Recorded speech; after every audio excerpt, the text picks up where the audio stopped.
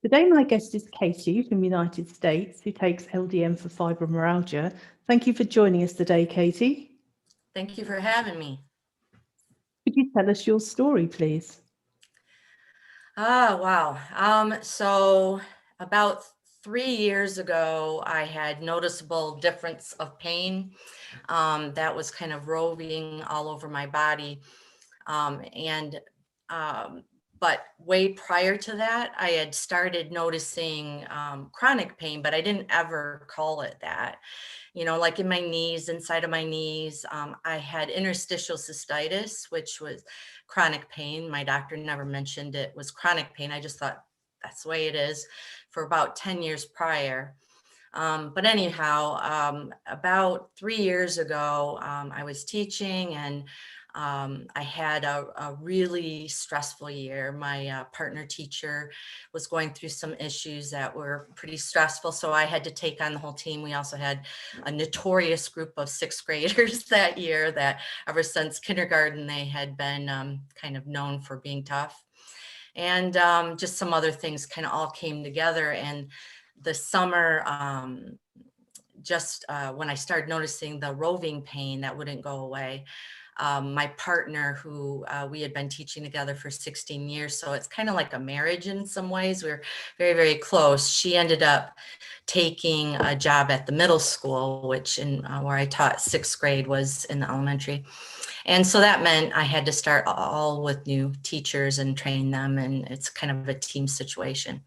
So that summer we had traveled out to California, and I just couldn't get the pain to stop. I would massage and so on, and it was just kind of traveling all over. Now, prior to all of this, I have always been really active. You know, hiking and backpacking and canoeing and kayaking and things like that. So this trip out to California was to be that. We were going to Yosemite and camping and backpacking and such. And that drive, we ended up driving from Michigan to California, which is a very long drive. I was just in a lot of pain, and I do yoga, and so I'd stretch and all that, but nothing was relieving the deep muscle pain I was feeling. When I got back, after that summer, it just kind of stayed. I just kind of went forth. But when I got back to school and had the two new teachers I had to train and all that, what hit me and what really was debilitating was brain fog. I could not flow. Like I had taught for 32 years, and it was my love, and I was a natural, and I could always come up with words and kind of fly by the seat of my pants. You know, I always knew what my lessons were, but with sixth graders, you have to have humor and kind of be in the now, you know, and I couldn't. And I had no sense of humor. It was horrible. I used to have people come and visit my classroom and watch me teach. And I couldn't even have my principal, who was a wonderful guy, come in to evaluate me that year. I was just so anxious, and I couldn't think straight. It was awful. So I ended up going to, I had just moved, so I had a new GP. And I went to him and said, you know, I don't know what's going on. So he initially gave me Lexapro. And, you know, figuring it was that, and my OB gave me some hormone replacement, and because I was perimenopause. So it just seemed like, okay, that's why. However, it helps somewhat, but not a lot. And by spring break, so this time, about 3 years ago, I was a mess. And my own children, who were diagnosed with ADD when they were in college, said, Mom, you're just like us. You're ADD. That's what the problem is. Go to the doctor. And, you know, so I did. And I brought my husband as character witness. And so the doctor, I could tell, just thought I was kind of stressed out and anxious. But he said, since you're thinking it might be this, let's have you go take a test. And so I did. And to my surprise, I had thought I did well on this computerized test, but instead I scored at moderate to moderately high ADD. And so they put me on Vyvanse, and that did help, along with the Lexapro, seemed to be helping. However, then it kind of snowballed. By the next year, I ended up having to go on long-term leave. And by that point, I knew that the pain was a piece of it. I mean, it was still there. The pain was there all the time, but I just would push through. But what was happening is I'd go teach, and then I'd get home and I would just have to crash. So I wasn't making dinner anymore. I wasn't doing anything outside of going to school and working and then coming home. And then on the weekends, I'd lay in bed almost all weekend, even though I had my granddaughter over, who was 2 at the time and cute, and I wanted to play, and I'd try to get up and I couldn't play with her anymore, and I'd go back in bed, and I was getting more and more sad. And so anyways, luckily this new GP that I had said, after he had done all sorts of tests, blood work and all this, he said, I think you might have fibromyalgia. And so with that, I ended up getting into a program that's here where I live, at a rehabilitation center that was multidisciplinary pain management kind of boot camp, if you will, for 10 weeks. And that's when I learned about kind of Dr. Daniel Claw. I'm not sure if you know of him, but he's out of U of M, and he talks about the overamped nervous system that causes pain in people with fibromyalgia, and it all really made a lot of sense to me. So anyways, when I first went diagnosed as fibromyalgia, the doctor insisted that I take Cymbalta, and I was very anti because I researched it and it was really scary, all the reports I had.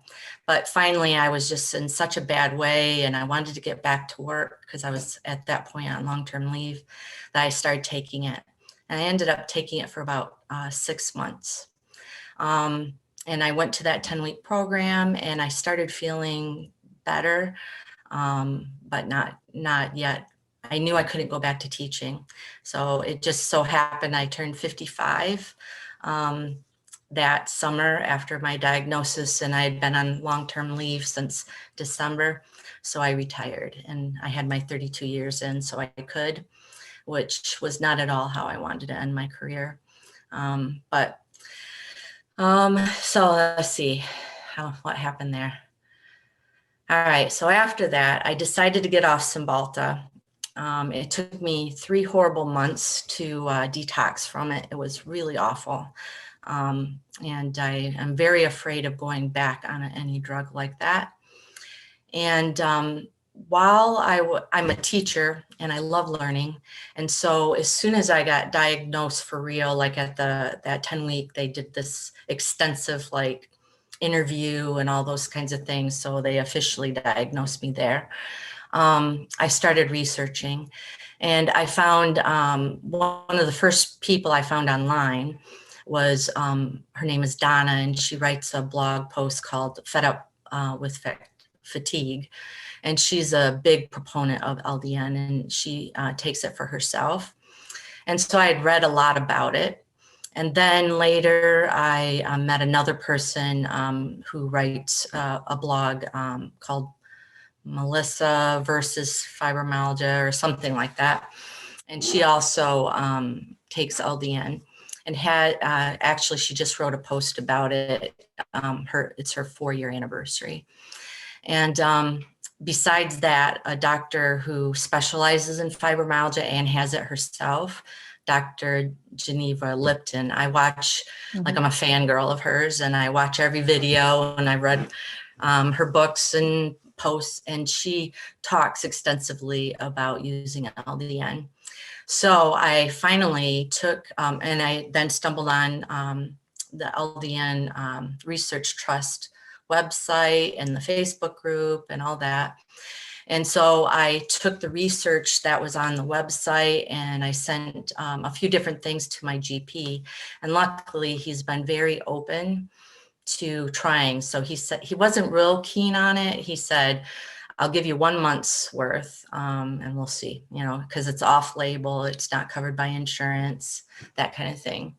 I had to find a compounding pharmacy in the area, which I did, and they were familiar with LDN, which helped.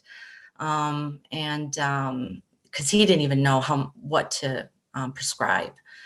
And initially he prescribed 4.5, and through the Facebook group and some other articles I had read, I knew that would probably be too much for me. So I talked with the pharmacist, and they suggested starting at 2. That ended up being way too much for me. And I ended up having to start at 0.5 milligram, I think, or no, it was 0.25. Yeah, 0.25 milligram is where I started. And so this April 15th will be my 1-year anniversary, and I'm now at a dose of 4.0 milligrams. So it took me real slow titration up. Because I don't have a doctor who's very familiar with LDN and that, I kind of just go by what I read on your website and that. And one suggestion I had gotten, because I was struggling with getting to sleep, taking it at night, was that for fibromyalgia. Oh, and I was also running out of energy early in the afternoon, and focus, and my pain would ramp up again and things. So I am currently trying 2.0 mg just like at 9 o'clock at night, and then 2 milligram in the morning on waking. And that seems to be doing pretty well for me. Let's say an hour after I take my medicine in the morning, maybe half hour, then I'm pretty good. Like right now, I'm clear-headed for the most part. I have enough energy, you know, as long as I pace, I don't run out of energy until the evening. About 7 o'clock, I notice I drop quite a bit. And then my pain level right now is like a 2. Whereas if I don't take it, you know, an average day might be a level 5 out of 10. A really bad day for me is more like a 7. So I don't get, you know, horrible, but it's enough where it's debilitating, and it drives me nuts. So that's kind of my short. I was very fortunate, I have to say, to get diagnosed as quickly as I did, and then to have that 10-week program where I saw a pain psych, pain doctor, PT, and OT doctor. Yeah, so that really helped me. And then, of course, finding people who talked about LDN. That was I feel like I moved forward a lot faster because of all of that. There are some people who do split dosing, and they normally put it on the dose they were on before. So you were on 4, so they would take 4 in the morning and 4 in the evening. So that's something really? You might, because it doesn't stay in your system, your body still only sees it as 4 milligrams twice a day. It doesn't see it as 8 because it's not in your system at the same time. So, you know, if this is what I need, you know, I don't have somebody I could just like, yeah. So, you know, I'm not a medical professional. I can't give you advice, but I can tell you what other people do. So, I mean, if you feel that it's not working as good for you, you could try titrating them both up and seeing if that gives you better energy. All day. So you don't feel as though you flag at all. It might be something worth thinking about. But when you said to me how high a dose you started on initially, I thought, wow, I bet she says that was too high, because you'll be surprised. People with fibromyalgia or chronic fatigue syndrome, that population of people are usually always ultra sensitive to all drugs, and LDN is still a drug. And I would have thought you would have started, as you said, you went back to 0.5. That would usually be the starting point. And like you say, you dropped even lower to 0.25, which I'm not at all surprised at. The mantra is to start low and go slow. So Yeah. that's exactly what you did. So that's fantastic. I mean, yeah, with guidance, like I said, the Facebook group was very helpful. And then your website gave a lot of research and, articles that I found. Plus I talked to Donna a bit, and she kind of gave me some ideas, kind of needed. Oh, and the pharmacist also helped me because he was pretty knowledgeable, but he still was kind of saying, oh, you could probably start at a little higher. And after the 2, it was really bad. Actually, I was throwing up. It was really bad. And so I stopped I stopped for about 48 hours to kind of clear the receptors, because I wasn't going to give up. I was like, no, I just had faith that this was going to work. And so then I went back to, starting very, very low. And then I kind of titrated up by 0.25, like every 2 weeks at first, kind of thing. I didn't go very quickly at all. And then I've been kind of at the 4.5 to 4 for a few months now, just trying to figure out if something's better, because I know with LDN, more isn't necessarily better. But yeah, so I had never heard about that, as far as if you do the split dosing, that you might do it at the 4. Yeah. I'll look into that.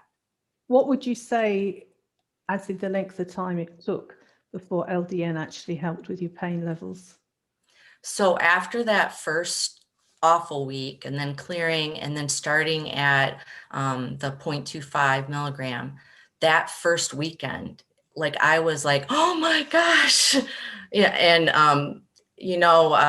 I think people in my situation are pretty known for overdoing it when we feel good, which I kind of did. But I had 3 wonderful days where I went hiking, I went swimming with my granddaughter, I raked, it was, April, so we were cleaning the yard, and I felt wonderful for 3 days.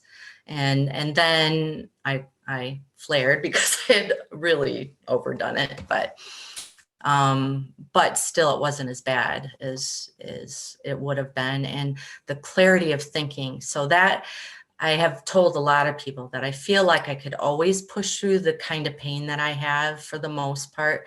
For me, it's like having a toothache all over my body, and it's real deep, with certain areas kind of more pronounced than others, but it's something I can mostly push through. But it's the fatigue and the not being able to think clearly that really stops me from functioning. And that's where I really have a difference because of LDN, I think. Because when you lose the clarity of mind, it's very frustrating, isn't it? Yeah. Very frustrating. Yes. Like right now, I write a blog, and, when I can't think straight, there's no way I'm going to write any words down or, anything. So, yeah. Well, that's an amazing story, and I'm sure that would be very inspirational for other people. So thank you for sharing that with us today, Katie.